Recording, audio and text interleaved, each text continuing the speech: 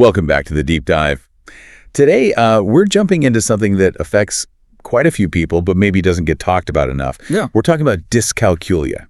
Now, sometimes people call it math dyslexia. Maybe you've heard that.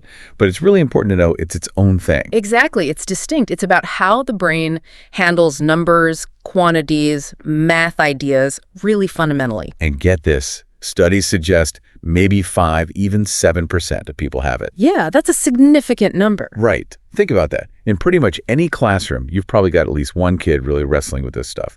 So our mission today is pretty clear. Give you the essentials on dyscalculia, what it is, maybe why it happens, bust some myths. Definitely need to bust some myths. Point out the signs you might actually see, and crucially, talk about how to help.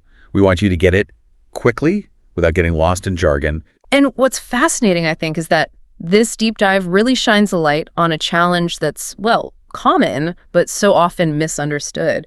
We need to get past just the surface ideas. This isn't about blame or laziness. It's really about understanding how different brains work. Okay, so let's start right at the beginning. What is dyscalculia, really? Like in simple terms?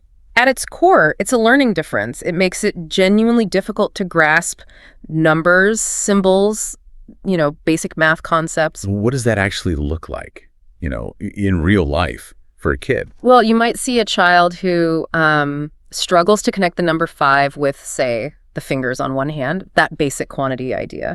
Or maybe they keep forgetting simple math facts, like 2 + 2 is 4, even if they've practiced it over and over. Right, it just doesn't stick. Exactly. It's not just memory. It feels like a deeper disconnect. It can even be trouble telling which number is bigger, like is 9 bigger than 6? That intuitive sense isn't quite there. Wow. And does that spill over into other things outside of math homework? Oh, absolutely. Big time. Things like reading an analog clock, telling time, that can be really hard. Or handling money, figuring out change, estimating cost, budgeting, that kind of practical math. So it's way more than just, I'm not good at algebra. It sounds like it affects really basic number understanding. You've nailed it. And this is so important for listeners to grasp.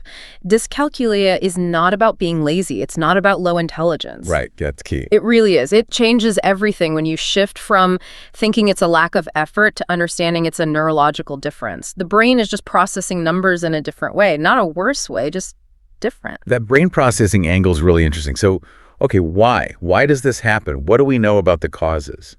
Well, the research really points towards the brain's wiring, essentially.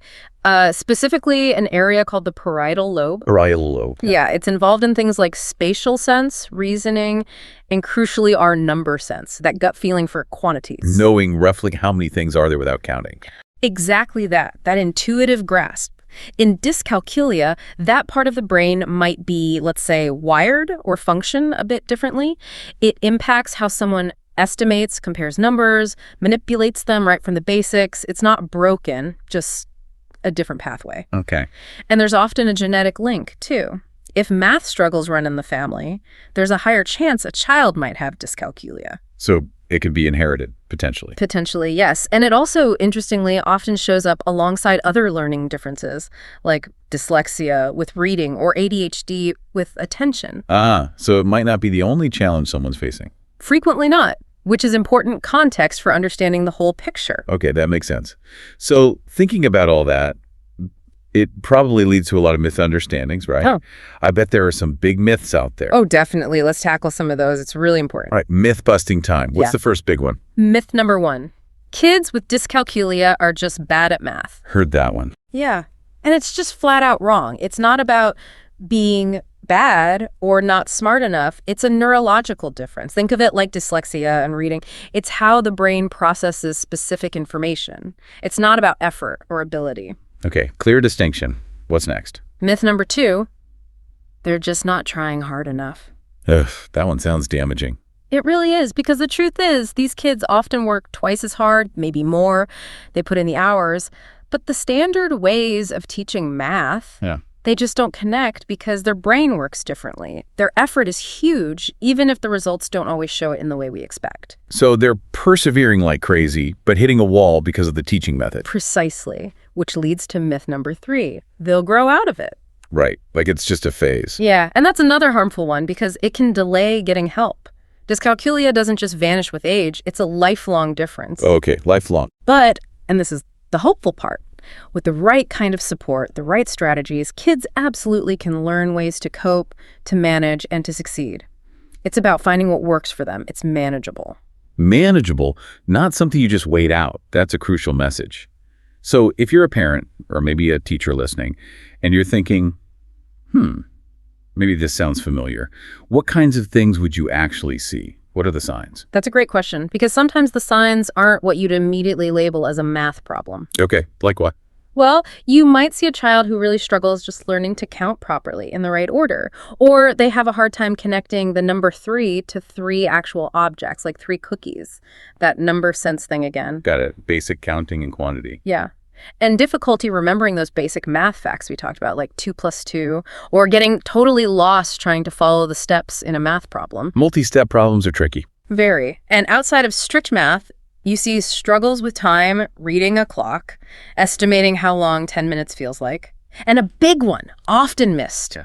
Real anxiety around anything involving numbers. Not just dislike, but actual fear or panic. That anxiety piece sounds huge. It must really shut them down. It absolutely can. And what's really telling often is the contrast. Contrast. How so? You might have a child who's super bright, really articulate, loves reading, great with ideas, maybe amazing at science or history. Yeah. But then anything involving math, they just freeze. They shut down or get really frustrated. It highlights that the struggle is specific to numbers, not their overall intelligence. That makes so much sense. Can Can you give us an example, maybe from the source material? Sure. There was a boy mentioned, Samuel. Loves science experiments, super curious, great at observing. Okay. But if an instruction said measure 200 milliliters, he'd just panic. The numbers, the precision, it triggered real anxiety. Wow. Despite being good at the science part. Exactly. Or another example, a girl, Anna. Fantastic artist, really creative, good spatial sense in her drawings.